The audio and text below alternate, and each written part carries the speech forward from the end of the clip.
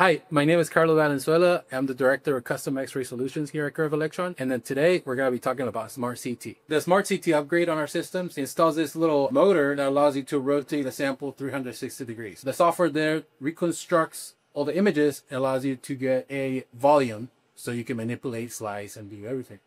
Do a bunch of different things. Here's a quick example. This is a medical style connector that can easily be mounted to the head of the little motor, and then we rotated 360 degrees.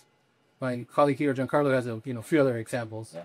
Here's another example, an SMP board where you place it in there, you take 1,000 images, and you get images like the ones you're seeing on the screen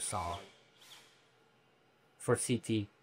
This device, you can put it in the Prime system that we have in front of us.